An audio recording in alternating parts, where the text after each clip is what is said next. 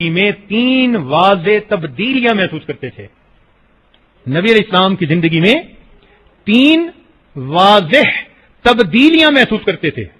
پہلی تبدیلی، جب رمضان آتا تھا اللہ تعالیٰ کے پیارے محبوب صلی اللہ علیہ وسلم اپنے آپ کو اللہ کی عبادت میں بہت زیادہ تھکایا کرتے تھے.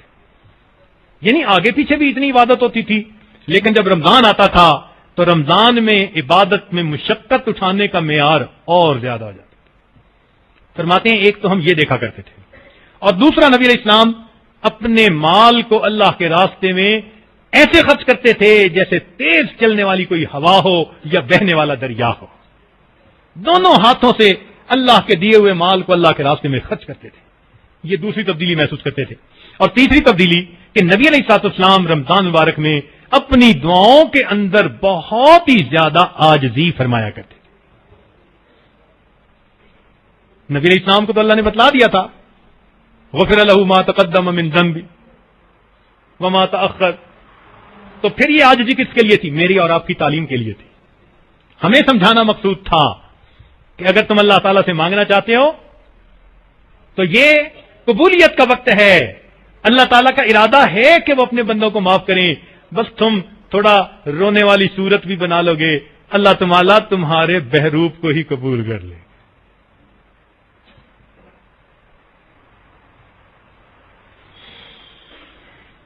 اس لیے فضیل بن عیاض رحمۃ اللہ علیہ فرماتے ہیں کہ ہم نے اکابر کو دیکھا کہ وہ 6 مہینے رمضان کے آنے کا انتظار کیا کرتے تھے.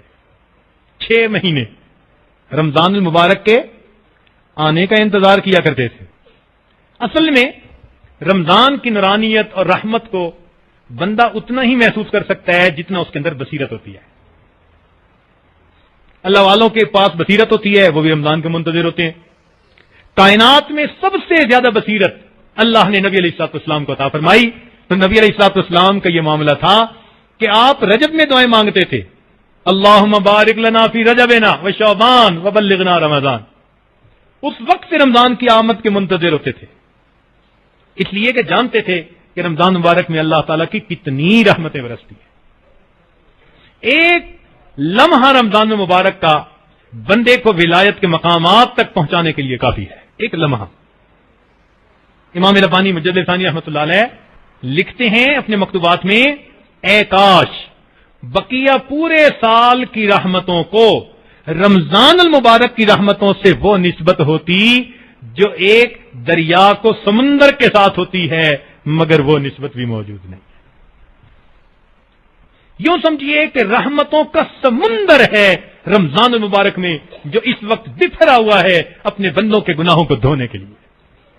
اور اس سمندر کے کنارے کھڑے ہو کر پھر جسم پر یہ گناہوں کی مٹی داغ لگے رہیں اور ہم غسل نہ کر پائیں تو یہ کتنی کم قسمتی ہوتی ہے. اس لیے فرمایا کہ جو رمضان میں محروم رہا حقیقت میں وہی محروم ہوا کرتا ہے. اب بات سمجھ میں آتی ہے. تو ہم اللہ تعالیٰ کے سامنے جھکیں، یہ جھکنا بڑا مشکل ہوتا ہے. جھکنے سے یہ مراد نہیں ہوتا کہ آ کے نماز میں 2 سجدے کر لیے جھک گئے، نہیں. اس کے باوجود گردن میں سریا ہوتا ہے. اگرچہ نماز پڑھ رہے ہیں، گردن میں سریا، ماننی نہیں کسی کی، سننی نہیں کسی کی. نہ ماں باپ کی مانتے ہیں، نہ بیوی کی مانتے ہیں، نہ پیر استاد کی مانتے ہیں، مانتے ہی نہیں کسی کی. دیکھو بھائی، شیطان کو جو رد کر دیا گیا تو اس نے کوئی شراب پی ہوئی تھی؟ کیا گناہ کیا تھا اس نے؟ اس کے اندر خود پسندی کی بیماری تھی. کہنے لگا انا خیر من، میں آج سے بہتر ہوں. گردن اکڑی ہوئی تھی، سجدہ نہ کر سکا، اور اس کی وجہ سے پھر اللہ تعالیٰ نے فرمایا فخرج منہا فانک رجیم. آج ہم بھی اللہ تعالیٰ کے سامنے جھکنا سیکھیں، اپنی میں کو مٹانا سیکھیں.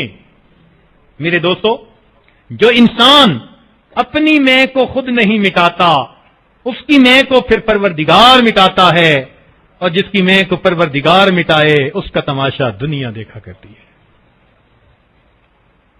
تو کہتے ہیں 129 بار سورت کوثر 129 129 بار سورت کوثر پڑھنے سے چیزیں کھلیں، سختیاں ختم ہوئیں، رزق کی وسعت ہوئی. اور حقیقت یہی ہے جو بندہ 129 صفحہ سورت کوثر پڑھے گا روزانہ، توجہ، دھیان، اول آخر 3 بار درود پاک، ہر دفعہ بسم اللہ الرحمن الرحیم، 129 دن، اور پھر 129 دن کے بعد 129 دن کے بعد وہ بندہ کوئی میٹھی چیز بانٹ لے، 129 دفعہ سورت کوثر اور 129 دن پڑھے، اور 129 دن کے بعد میٹھی چیز بانٹ لے، یقین جانیے، یقین جانیے، یقین جانیے، عجب نظام ہے برکتوں خیروں کا، عجب نظام۔